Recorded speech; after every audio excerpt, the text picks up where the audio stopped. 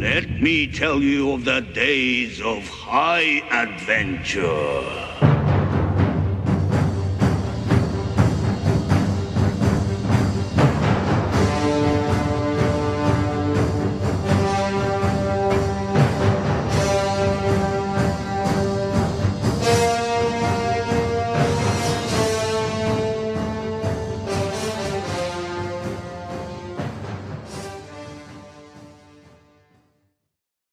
Hey there nation, welcome to the show. We help you to play miniatures wargaming on a budget. It is I, Commander CheapSkate, and today is another edition of Age of the Realms. These are our Warhammer Age of Sigmar battle reports. This is battle report number 18. It is a 1,000-point battle between myself with my Wyld Hunt, which is my 1,000-point Sylvaneth army, versus my buddy Lady Domina with her House Daechir, the Golden Reavers of Skyros, with her 1,000-point Dark Elves army. So that's right, ladies and gentlemen, this is the very first of our battle reports that we actually will be filming for Age of the Realms using a newly acquired Canon T3i Rebel, which is a DSLR camera, and of course it takes all that good DSLR goodness. In fact, if you tuned in last week Thursday when we did Tales from the Underhive Battle Report number 11, that's where you got to actually see that high definition goodness that camera created for our battle reports. So we're actually going to use that camera for this one as well. So we're really excited about this one. We're very excited to get you guys some really good high-end quality photos to show you exactly what happened during our battles and during our battle reports. So without any further ado, let's go and run through the different army lists for both these armies. Let's talk about exactly what goes down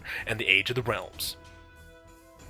Alright, let's go ahead and talk about the Wyld Hunt. This is my 1,000-point Sylvaneth army. For my leader, we have Coadil the Willow Lord. He is a Tree Lord Ancient. He's my general. He's been gifted the Gift of Garan command trait as well as Rainu's Lamentiri, and he's also packing the Verdant Blessing spell, so that way I get a +1 on when I summoning up Sylvaneth Wildwoods. Next comes the Court of Seasons. It is 20 Dryads with a Branch Nymph, and the Court of Heralds, which are 5 Tree Revenants with a Scion, Glade Banner, as well as Waypipes. For my other 2 units, we have the Troop of Dawn, which are 3 Kurnoth Hunters with a Hunt Master and Great Bows, and the Troop of Dusk, which are 3 more Kurnoth Hunters with a Hunt Master and Great Bows. And that will make my 1,000-point army for this one. Alright, so let's go ahead and talk about House Daechir, the Golden Reavers of Skyros. This is Lady Domina's 1,000-point Dark Elves army. Leading her army, she has Beast Lord Midas Daechir and Kalibos. He is a High Beast Master of Manticore. He is her general. He's also got the Strategic Genius command trait as well as packing the Relic Blade. Next, for her battle line units, she has 2 of them. We have the Sea Stone Sorrows, which are 30 Dread Spears. They are equipped with a Lordling, a Standard Bearer, as well as a Hornblower, and the Morning Dawn, which are 10 Dark Shards, the Guard Master, Standard Bearer, as well as Hornblower, as well as the Dawn Patrol, which are another unit of 10 Dark Shards with Guard Master, Standard Bearer, and Hornblower. Her remaining units are the Storms of Kos, which are 2 Repeater Bolt Throwers, as well as Virzil the Brogan, which is a War Hydra. And that'll make up her 1,000-point army for this battle report. Alright, so now it's time to talk about deployment. As you can see in this battle report, we're fighting on a 4x4 table, and the reason why is because we have a 1,000-point cap limit on this one. So you can see here the battle report. Actually, this photo kind of made a little bit of a mistake there. We were actually kind of posing for the photos. I forgot to put that hill that you see there on the left-hand side of the table. That should go directly in the center. So when you actually see the actual deployment areas, you'll see that hill right there in the center of the photo of the top center portion of the board. But as you can see on this battle report, my opponent, Lady Dama, decided to take the near side of the board. She kind of set herself up on kind of like this, kind of like a gun line kind of deployment, which she's deployed most of her forces there in the center of the hill there in the bottom portion of the board. As you can see there, her army is kind of massed around that terrain feature, while on my side, the only thing I really got going on my right hand side is my Coadil, who's my Tree Lord, who's located on the far right hand side of the board. So with that, let's go and talk about the individual close-up areas for each of the deployment areas for this battle report. Alright, make up the left-hand flank for the Dark Elves of their deployment. As you can see in this photo, you have Virzil the Broken, which is her War Hydra. Lady Domina put her War Hydra within that near that Sylvaneth that forest right there on the left-hand side, trying to hopefully that she could stop me from doing any deployment shenanigans using my teleportation ability. Unfortunately for her, though, I don't think she moved Virzil the Broken on that close enough to those forests, because I can still deploy the 9 inches so long as I'm on the other side of that wildwood. So that's pretty much where I'm going to go with on my battle the first chance I get. So that makes the left-hand flank on this side of the board. And here's the center line deployment for the Dark Elves on this one. As you can see in this photo, majority of Lady Domina's army is located right here on the center portion of the hill. As you can see in the top of the hill, she has her Stormer Kos, which are 2 Reaver Bolt Throwers, and in front of those, on the left and right hand side of the hill, you have her Morning Dawn as well as the Dawn Patrol. Those are 2 units of 10 Dark Shards located there as well with their full commands. And then kind of make up the defensive perimeter in the very front of the battle, very front of the bottom of the hill there, you have the Sea Stone Sorrows, which are their 30 Dread Spears kind of located right there to kind of defend her long-range shooting. So as you can see, she kind of castled up into kind of like a dwarvish castle gun line kind of classical deployment for this part. So that makes up her center portion on this battle, and that's just going to be kind of brutal to break at this point. And here's the deployment for the right-hand flank of the Dark Elves. As you can see in this photo, right there in the front, right where the river is, that's dividing the board in half, you can see that's where I deploy my very first Sylvaneth Wildwood. It's kind of put right there in order to get some kind of access there to the right-hand side as well. As you can also see here on the right-hand flank, Beast Lord Midas Daechir and Calibos, which are High Beast Master on a Manticore. He is deployed here on this right-hand side. I kind of guard a right flank as well. So that pretty much makes up her deployment for this army. With that being said, let's go and talk about the Sylvaneth real quick. And here's deployment for my Sylvaneth army. As you can see, the only thing I have in my deployment area is Coedil the Willow Lord, and that way I can summon up some Sylvaneth Wildwoods, and that's the only reason why he's on the table. The rest of my forces, my Troop of Dawn, my Troop of Dusk, as well as my Court of Heralds and the Court of Seasons, they are traveling along the Spirit Paths and Ethers. That way, during my movement phase, I can teleport them into Sylvaneth Wildwoods dotted throughout the entire battlefield, so that way I can fight back against them. So yeah, that pretty much makes up my deployment for this one. With that being said, we go directly to the top of turn number 1. And with that being said, that takes us directly to the top of turn number 1 for the Sylvaneth. We both rolled for initiative. I managed to get it for this one. And the very first thing I do within the hero phase, you can see in this photo, I sum up another series of Wildwoods. The very first one, that very large log that you see there on the left-hand side of the battle, on the other side of that river, that is the front. That Sylvaneth Wildwoods was summoned up using the Verdant Blessing spell, which allows me to roll up another, to cast and roll up another Sylvaneth Wildwood to pop up there. So I located that one there. And I also used Durthu's Communion with Nature ability for him to pop up another Sylvaneth Wildwood, which is the log right there in the center. And I basically put those two Sylvaneth forests over there. Unfortunately for me, because the fact that Lady Dama is probably not going to move from her deployment area, because I realized she kind of castled up using her monsters to cover her flanks, I'm going to have to go to her, which is something that hasn't really happened before. In most battle reports, my opponents have come towards me, and then I get to kind of surround and envelop my enemy that way. So now what I have to do is come up with some creative maneuvering in order to go on the offensive this time and try to get her. Luckily for me, I have forests on either side of the battlefield, so I can deploy on the flanks and try to envelop them that way. But the only problem is that it takes me dangerously close to the missile weapons are in this army, and that's just something I have to deal with, I guess. So with that being said, that ends the command phase for turn number 1 for the Sylvaneth. In the corresponding movement phase, as you can see in this photo, I just started teleporting my guys in, traveling along the Spirit Paths. So you can see in this photo, starting from the left and going to the top there on the left-hand side, I have my Court of Heralds, as well as both my Troops of Dawn and Dusk, as well as Coedil. They're kind of lined up and deployed on the other side of the Sylvaneth Wild, was there about 9 inches away from Veers of the Broken, which is that War Hydra, so that's where they're located at there. And also in the right-hand side, in the bottom right-hand corner, you can see I deployed my Court of Seasons as well, which is my unit of 20 Dryads. My plan here is just pretty simple, just travel along the Sylvaneth Wildwoods and try to envelop him on both sides and catch him in a pincer attack in his flanks.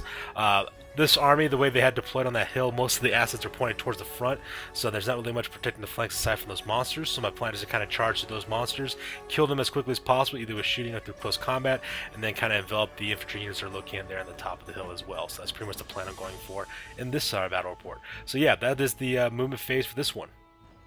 So here's a close-up of my Court of Summer, my Court of Seasons rather, being deployed here on the right-hand side of the board on the other side of that river. As you can see, they're deployed within 3 inches of that Sylvaneth Wildwoods, well within outside the distance of the 9-inch radius that they stay away from that enemy there. So my plan is to have these guys kind of charge up the flank there, engage that Beast Lord of Manticore, and try to kill that guy as quickly as possible. So that makes it the close-up on this side.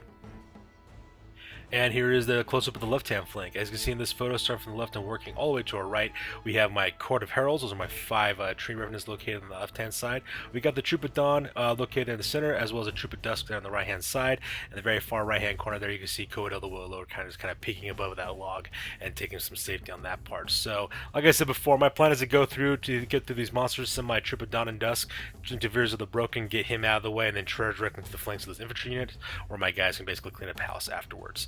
So yeah, that makes up the close-up on this one. Alright, during the shooting phase, both Troops of Dawn and Dusk, as well as Coedil the Willow Lord, open up with their shooting attacks onto Veers of the Broken. He managed to put 7 wounds on that bad boy. So right off the bat, that monster is now down half wounds. A lot of his attacks are no longer as effective as they used to be because of the amount of wounds this guy is carrying, so that's pretty much a good thing. And now that he's softened up in the charge phase, it's going to be kind of a larger charge because I have to at least roll a 9 in order to get my units in there. But if I can do that, get both of my Kurnoth Hunter units in there at least. If I can charge directly to that flank, I could kill that monster and then start sweeping through that infantry right there in the top of the hill there and start taking them apart that way. So that pretty much makes up the shooting phase on this one. And with shooting out of the way, we go directly to the charge phase. In the charging phase, most of my charges go off beautifully, as you can see in this photo. With my Court of Seasons, I rolled for my charges. I got 11 inches on that part, so you can see there, my 20-man unit of Dryads has now collided directly into Calibos as well as House Daechir, which is going to be kind of good. After doing the measurements to see exactly how the combat work out, I'll have 17 Dryads that will be able to unleash a close combat on him, which is kind of good because half of the unit is now within 3 inches of that Sylvaneth Wildwood, so they get +1 to their saves as well. My opponent receives a -1 to hit against my Dryads because of their blessings of the Elders, because half of them are located within that Sylvaneth Wildwood as well. I get a +1 to hit because of my Rapturing Song. I get bonuses to my save, so I'm feeling pretty comfortable with this combat. With the number of Dryads I have going against this one monster, it should be enough just to swarm against this guy and probably take him out. So that's what I'm kind of going for in this portion of the battle. For the close combat phase. So that makes it the charge here on this right-hand side of the army of the battlefield. And here is a close-up of the charges that took place in the left-hand flank. Unfortunate for me, Coedil as well as my Tree Heralds, my Tree Revenants, the Court of Heralds, unfortunately they failed their charges, so they weren't able to close into the units they were going after to kind of start attacking the right-hand flank. But my 2 Kurnoth Hunter units, the Troop of Dawn and the Troop Dusk, also managed to charge into Virzo the Broken's left-hand flank, which is kind of nice as well. So my hope here is to have these guys kind of put a stomping and a hurting on this War Hydra, destroy him, that way I can start dealing with the infantry units on my own pace after that. So with that being done, with the charges over, go directly to the close combat phase as well as the battle shock phase. During the close combat phase, I decided to attack first with my Dryads against Beast Lord Daechir as well, House Daechir as well as Calibos. And the reason why is because the Hydra's combat ability has already been kind of nullified about halfway because of the amount of wounds that thing has suffered, so I'm not too worried about that combat. I am, however, kind of worried about this one. So what I decided to do is I decided to attack first with my Dryads against House Daechir on this part. Managed to put a combined hurting about 8 wounds on that guy, so I had a very successful combat phase with my Dryads. And unfortunately for my opponent, Lady Domina, when it came to her attacks were just doing horrible. That -1 to hit because there was half the unit was halfway located to that forest, just really put her hurting on a lot of her attacks. A lot of her attacks really missed on that part. If I remember correctly, the only thing damage she managed to do was to kill one of my branch race. Actually, yeah, she killed my branch nymph. That was which is the unit champion for this unit. That was the only thing she managed to kill during her entire combat phase. So that part was kind of rough. So, of course, on this side we took battle shock tests. I rolled a 2, which is well within my bravery score, so none of my Dryads fled on that part. So that part was kind of cool. So that's combat here on the right-hand side of the battlefield. Over here on this left-hand side of the battlefield, the battle pretty much went my way. At the end of the battle, Virzo the Broken only managed to put 1 wound onto one of my Kurnoth Hunters. At the same time, though, my Kurnoth Hunters had no problem just curb-stomping that monster back to where he came from and just managed to slaughter that poor guy. So because of that, Virzo the Broken is now dead. Because I didn't really have to take any battle shock tests because I didn't lose any Kurnoth Hunters, that pretty much rounds up the round. So that being said, we go directly to the bottom turn number 1 for the Dark Elves. Alright, that takes us directly to the top of bottom turn number 1 for the Dark Elves. As you can see in this photo, this is a photo that's taken both after the moon phase as well as the command phase. During the command phase, my buddy Lady Domina, she decided to use her strategic genius command trait and decided to put 2 command abilities at the same time. Now, unfortunately for her, her general doesn't really receive any command abilities because that compendium character doesn't really have any command abilities on the compendium war scrolls. However, she decided to use inspiring presence twice is what she decided to use, and put inspiring presence on her 2 repeater bolt throwers because she's afraid that I was going to try to take those guys out as quickly as possible, and that's pretty much my plan. I'm planning on taking on those artillery pieces so that way they're not much of a threat in the following phases afterwards. After that, as you can see in this photo here, she basically just kind of shuffled her forces around in kind of opposite directions. She took the Seastone Sorrows, as you can see in this photo, kind of skirted them around the left-hand side to kind of correct her left-hand flank. At the same time, the right-hand side, she moved up her Dark Shards there to cover her right-hand side as well, so that way they can start shooting directly into my Dryads. And so that pretty much makes up both command as well as movement for this one. Here's a close-up of her Seastone Sorrows, her Dread Spirits, just kind of shuffling over to the left-hand side to make an impenetrable wall of spears that my Kurnoth Hunters have to break through. So that makes it the close-up here on the left-hand side of the board. And here's a close-up of her Dark Shard units, both the Morning Dawn as well as the Dawn Patrol, shuffling here on the right-hand side, so that way they can start shooting at my Dryads. So with movement out of the way, we go directly into the shooting phase. During the shooting phase, she cuts loose with both of her repeater bolt throwers, targeting my my unit of Kurnoth Hunters, and that one actually was putting the hurting on that part. She opened up with 24 shots total on that and started shooting at my Kurnoth Hunters. The only thing that really saved me was their ability to reroll armor saves, because they decided to basically use their ability where they can plant their roots where they can't charge or move this turn, but they can reroll failed armor saves. So you can see in this photo, she managed to kill one of my Kurnoth Hunters, put the last 4 remaining wounds on that guy, and then put 2 more wounds onto my next Kurnoth Hunter, the Troop of dot on as well, so managed for a grand total of 6 wounds on that part. So that was absolutely brutal, and those Reaper bolt throwers are absolutely devastating in this battle, in this for this army. Very much the repeater bolt throwers all for the Dark Elves. So that makes up the shooting that takes place here on the left-hand flank of the army. Over here on the right-hand flank during the shooting phase, unfortunately for my opponent, Lady Dominant only managed to plink off 2 more of my Dryads, even though both her units of Dark Shards opened up. And the reason why that's the case is because the Compendium Dark Shards, they only get to roll a 5 to hit on this one, which is actually kind of strange. We're not really sure if that rule has changed since the new War Scrolls. You gotta basically go back and check out to see if there's any new PDFs on that part. But basically on the stats for the Compendium War Scrolls, they have to roll a 5 up and a 4 up to hit. They only get to roll 4 more if they actually have 20 plus models within each unit. So that part is actually kind of rough. So most of her shots actually kind of missed. She did manage to kill 2 of the Dryads that she did hit, so the 2 that did hit, those actually killed, which is actually pretty impressive. So that part was kind of sad, but not much shooting really happened beyond that part. During the charge phase, during the left-hand side of her board with the Dark Dread Spears, they couldn't charge because they ran in order to make up that whole huge left-hand formation, and the Dark Shards, both units tried to charge into close combat. Unfortunately for them, they failed their charge roll. She rolled like a 3 and a 4, was unable to make it, unfortunately. So because of that, her general is pretty much left on his own for the next combat phase. So with charges over as well as shooting, we go directly to the combat phase. In the combat phase proved to be absolutely brutal in this close combat phase for the Dark Elves. As you can see in this photo, Lady Domina managed to kill like another, I think 1 or 2 of my Dryads as a war process of doing that. So I think I only have 18 Dryads left in this battle formation at this point. So yeah, that's what happened. Lady Domina managed to kill a couple more of my Dryads. However, my Dryads were able to finish off her general, so now her Beast Lord, High Beastmaster is now dead, especially with the Manticore being dead. And now that kind of opens up her flanks now. So now I just have to deal with those Dread Spears in the left-hand flank as well as the Dark Shards here in the right-hand flank, and then kind of encircle them and just kind of pound and get rid of them. So yeah, that pretty much makes the combat phase on this one. With that being said, we go directly to the top of turn number 2 for this battle report. Alright, so the top of turn number 2 for the Dark Elves in this case. We both rolled to see who would get initiative on this one. Lady Dominant won that. She rolled a 4, I rolled like a 2, so because of that, the Dark Elves now have the initiative in turn number 2, which is absolutely brutal. So this photo is taken directly after the movement phase. She doesn't have a command phase anymore, hero phase, because her one hero in this army is dead. So as you can see in this photo, for the move phase, what she decided to do is kind of sweep around both lines on either side of her army. On the left-hand flank, as you can see there, the Dark Shards, the Sea Stone the Dark Shards, the Dread Spears, her 30 Sea Stone Sorrows, are now in a straight line kind of formation looking at both of my units of Kurnoth the Hunters, so they're probably going to start charging them during the charge phase, as well as here on the right hand side. As you can see in this photo, she lined up both her units of Dark Shards, which is the Morning Dawn and the Dawn Patrol as well, and they're getting ready to charge into my Dryads as well, so that's going to be kind of rough. So as you can see, that is both movement as well as the command phase for this one. Here's a close-up of 2 units of Dark Shards getting ready to charge into my unit of Dryads here on the right-hand flank, so that makes it the close-up on this one. And here is a close-up of that huge formation of Dread Spears covering the entirety of her left flank, getting ready to charge directly into my Kurnoth Hunters, which is actually kind of rough on that part. So with movement as well as command phase over, we go directly to the shooting phase.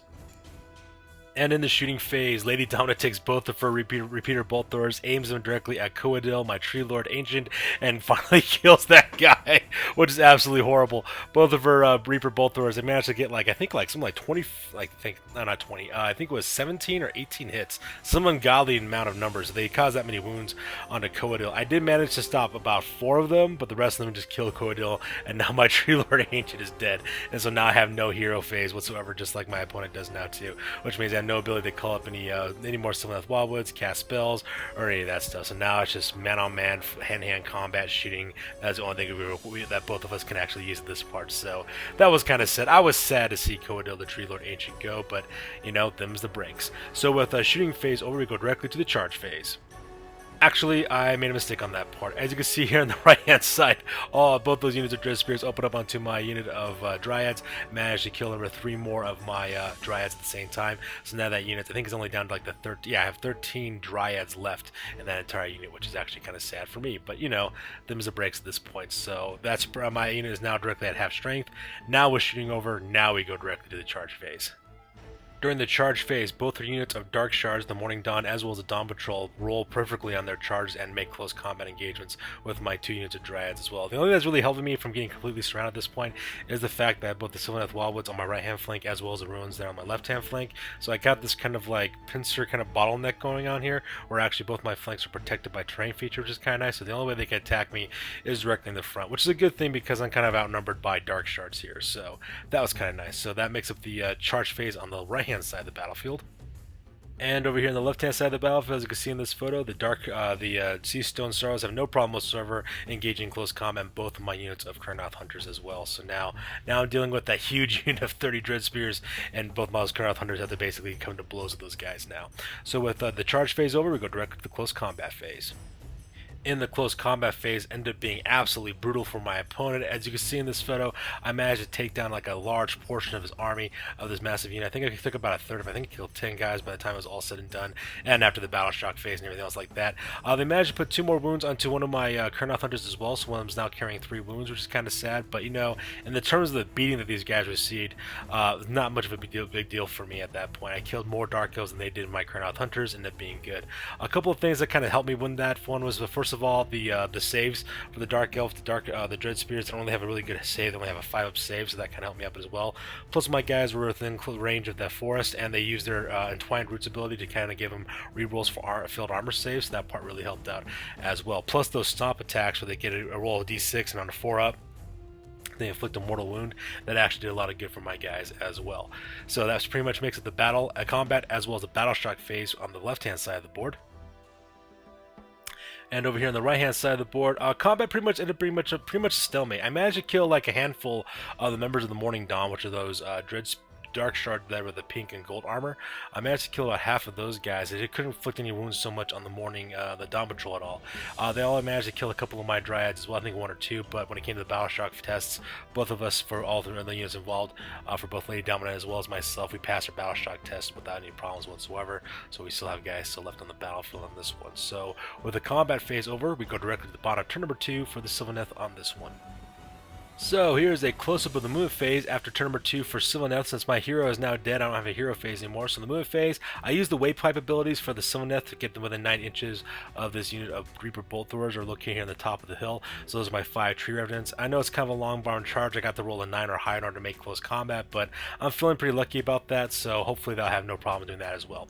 And since both my other units are now engaged in close combat, there isn't much room for those guys. So that being said, we go directly to the shooting phase. In the shooting phase here on the left-hand side of the board with my Kurnoth Hunters, their great bows, it was an absolute slaughter from my opponent. Lady Dominant lasts like I think 8 or 9 more Dread Spears after the shooting was all kind of done and accomplished with. And the reason why is because of that D3 damage these guys do with the 1-up rend as well. So because of that, she had to roll 6s in order to stop the attacks from going through, and then plus D3 wounds for every shot that goes off with 2 attacks apiece. It was absolutely brutal for her. So because of that, she lost I think 8 or 9 additional Dark Shards on top of that. So shooting phase was not that great for my opponent. Awesome for me. So with shooting phase over, we go directly to the charge phase. In the charge phase, I took my 2d6 and rolled like an 11, so that was pretty good for my tree remnants. My Court of Heralds charged directly into the very first of the Storms of Kos, which is that Reaper Bolt Thrower on the left-hand side. That's actually kind of good because tree remnants, even though they have a really hard time, you know, they don't really have numbers. What they do have is when it comes to their attacks have 2 damage apiece, which is actually really good. So these guys are more like surgical scalpeling, you know, assassins is how you basically got to use them for this one. They're perfect for war machine hunting, which is exactly what I'm using for this one here. So my plan here is to get rid of these. So get rid of this bolt thrower here, get rid of that, kill those guys off, and then go on to the next bolt thrower, and then get rid of those artillery pieces because those things are absolutely frightening. So yeah, well, that makes it the charge phase on this one. In the close combat phase, after the battle shock test, as you can see in this photo, they managed to kill one of my Kurnoth Hunters, managed to kill one of those guys, so that part was kind of sad. So I only have 1 Kurnoth Hunter left in the Troop of Dawn, while I still got 3 more left in the Troop of Dusk. However, we managed to beat down these Dread Spears down to about a third of their normal size. I think there's only 10 of these guys left over now. We managed to kill a bunch of them, and a couple of them fled with the battle shock test as well. So that part was kind of nice going forward. So as you can see in this photo, combat's still going on in here. However, as you can see, it's slowly coming out into my favor. It's just a matter of attrition, just weathering the blows and then inflicting as much damage as possible to cut these Dread Spears down to size. Close combat here on the right-hand side was absolutely brutal for my opponent. Unfortunately for Lady Domino, Dark Shards are horrible at close combat. I was taking a look at her war scrolls, and those guys have to roll up a 5/5 with their cruel daggers, quote unquote, that they got to use. I don't know, those cruel daggers aren't very cruel if you ask me when it comes to the close combat phase. She only managed to kill one of my dryads in the process of that happening. At the same time, we managed to kill that unit of the Morning Dawn, kill that unit off, as well as kill like I think 1 or 2 of the Dawn Patrol as well. So they only have 6 of those guys left over after battle shock tests. So you can see there in this photo, combat went absolutely my way. I just kind of dominated here in the combat phase on that right hand attack there. So here is the close-up for that one. And up here at the top of the hill, my Court of Heralds had no problem whatsoever killing that unit, that Reaper Bolt Thrower off, so that part was kind of nice as well. On the next turn, however, I have to move my Court of Heralds as quickly as I can to get to that Reaper Bolt Throwers, because if I don't manage to do that and I delay on that part, Lady Down was going to take a Reaper Bolt Thrower, just kind of shoot off that unit of Court of Heralds off the table if I don't hurry up and get that over with. So that combat pretty much went in my favor on that part. So with combat phase over as well as battle shock phases, we go directly to the top of turn number 3 and we roll for initiative. So in turn number 3, both roll for initiative. I secure it this time, so this is the top of turn number 3 for the Sylvaneth, and this is taking place after the movement phase. So this is taking place after the movement as well as a charge phase as well as shooting phase. Unfortunately, and the reason why is because I don't really have much going on except for close combat as well as shooting. So you can see there, I pretty much just kind of swarm my units in closer to get to a better reach to attack my opponent on both sides of the flanks, as well as at the top of the hill there with the Reaper Bolt Throwers. And that's pretty much all I did for that phase. As you see in this photo, this photo is taking place after the charging as well as the shooting phases. During the shooting phase, not much really happened. I just rolled horribly for my shots. I only managed to kill, I think, 2 more Dread Spears in the process of doing that. But all I did for the charge phase as well as movement phase, it just kind of got my guys closer to position so that way they could finish out the rest of these Dread Spears during the combat phase. So this is the close-up on that part. And here's a close of my Dryads kind of swarming around the what's remaining left of the Dawn Patrol to finish those guys off in close combat. So that is a close-up on this photo. And here's a close-up of my Court of Heralds swarming out to the last remaining Reaper Bolt Thrower on that one. So that makes it the close-up on this one after the charging phase. So after charges, we go directly to the close combat phase as well as the battle shock phase. Alright, this is the close of the after the combat phase. This here on the right hand side of the battlefield, as you can see in this photo. I did manage to lose a couple more Dryads at the combat phase against the remaining members of the Dawn Patrol, but at the end, when it was all said and done, the Dawn Patrol were just too few in number, and I had too many Dryads left over, so we managed to kill those guys without much incident on that part. So because of that, the Dawn Patrol is now dead to a man. And over here on the top of the hill, my Court of Heralds had no problem whatsoever finishing off that last of the Storms of Kos as well. Managed to kill those guys directly to the last man before they even got a chance to strike back on that part. So that was kind of nice as well. So with that being said, that makes it both combat as well as battle shock phase here on the top of the hill. And here's a close-up after combat as well as battle shock phase between my Kurnoth Hunters as well as that unit of Dread Spears. They managed to finish off the last member of the Troop of Dawn, so that part was kind of sad. However, my Troop of Dawn was able to finish off the remainder of those Dread Spears, and the ones they didn't kill fled off the board due to the combat battle shock during the battle shock phase as well. So that pretty much makes up the combat as well as battle shock phase on this side of the board. And here it is, ladies and gentlemen. This is the board at the end of the game. As you can see there, all the Dark Elves are now completely dead. The only thing that are left standing are my Dryads, as well as my Kurnoth Hunters, as well as my Tree Revenants as well. And all that's left over is Sylvaneth armies. Pretty much wiped out my opponent on this one. So with that being said, with this battle being completed, let's move on to the after action report, because this battle is now over. Sure, I could have stayed in the past. Could have even been king. But in my own way, I am king. Hail to the king, baby. Alright, ladies and gentlemen, now it's time for the after action report. This is the part of the battle report we talk about what went well, what went poorly, what we can learn for the next time that we do battle. This is the after action report for Age of the Realms, battle report number 18. This was a 1,000 point battle between me with my Sylvaneth army, my Wyld Hunt, versus my buddy Lady Domina of the House Daechir, the Golden Reavers of Skyros of the Dark Elves. Ended up being a victory for Commander CheapSkate. So let's go ahead and talk about the losses real fast. For my army, I only lost 2 things really. I lost Coedil the Willow-Lord, as well as the Troop of Dawn. Lady Domina, on the other hand, lost Beast Lord, Midas Daechir, the Sea Stone Sorrows, the Morning Dawn, the Dawn Patrol, the Storms of Kos, and Virazil the Broken. Let's go ahead and talk about what kind of factors led to me winning this battle. First and foremost, my ability to envelop, outmaneuver, and outflank my enemy is what won me this battle. There's no doubt about it. I was able to surround my opponent, attacking from both sides from areas that she was not expecting it to come for me to attack. She was pretty much planning on me kayaking from the front, and I basically just kind of threw that game plan out of the way and just kind of outmaneuver on that part. So once again, the Sylvaneth are perfect for this kind of maneuverability, perfect army for that kind of tactic, and they're just well suited for doing that kind of fighting as well. As always, Kurnoth Hunters are absolutely the best unit within the Sylvaneth army, in my opinion, hands down. They can do almost anything you can ask of them. They can suppress, they can shoot, fight, they can tank, they got high wounds, excellent armor saves, great attacks, awesome abilities. They're just the perfect units, and they always get whatever you need from them to do. They are perfect at doing it. They get rerollables on armor saves, stomp attacks. If you don't have Kurnoth Hunters in your army and you're playing a Sylvaneth army, you are doing something wrong. You need to go back and get yourself some, because those things are amazing. Next, not going on the offense on this battle report was something new for me. I usually kind of play defensively and make my opponent come to me. Having to go on the offense and try to outmaneuver my opponents was something kind of new for me for this time, so it's kind of nice change of pace on that part. So that part was kind of neat. Also, when it came to the Dark Elves, repeater bolt throwers are still as deadly as they are. They are still the deadliest pieces of war machines in my opinion. They get those high attacks, high number of high number of attacks. They got that rend as well, so they're just absolutely devastating. And they just managed to, for example, they managed to plaster Coadil the Will Lord all over that Sylvaneth Wildwood and managed to kill him. So that part was was kind of rough in that part. Once again, just a couple of comments. Lady Domina, in my opinion, needs to take her Dark Stars into a single unit of 20 instead of using 2 units of 10, so that way she gets a buff for her shooting ability, gets a +1 to hit, making those things absolutely deadly, because as she does that, she's talking about 40 shots that she's getting on a 4-up to hit, 4-up to wound, and that will kind of help her out with that part as well. Also, might want to change up her hero for the next battle, because the Beast Lords, Beast Masters running on Mana Cores, they're kind of nerfed a little bit in Age of Sigmar, so she might want to change that up as well. And just as always, it was a great battle, awesome opponent, love to have a rematch one day, just love fighting these battle reports. And as always, I'm also thinking about going with a new army, so with that kind of news being done, I have that army painted up. I've made all the arrangements to make that army get ready to go, so the next time you see another battle report, I will be rocking a brand new army for the Age of Sigmar. For those of you who follow my Instagram account, you already know what it is, and I've been putting up photos about the progress I've been making on my army with the paint jobs and everything else, so that way you get an idea what's going on for the next battle report. If you don't know what I have, go check out my Instagram account. I got the links in the description as well as my banner on my page, so that way you can check out, and you too will also know what I have, and I'll have to wait for another 2 weeks to figure out what those changes are.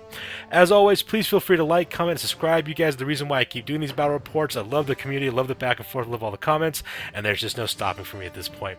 So as always, you guys, we will catch you guys next week Sunday. This next week Sunday will be the 9th Age we'll be fighting on this one, so we have a brand new battle report for the 9th Age, and also we'll come back alternate again every Sunday with another battle report from Age of the Realms, as well as alternating Thursdays between Necromunda, as well as Warhammer the Golden Age. So until then, you guys, on the next one, we'll see you on the flip side.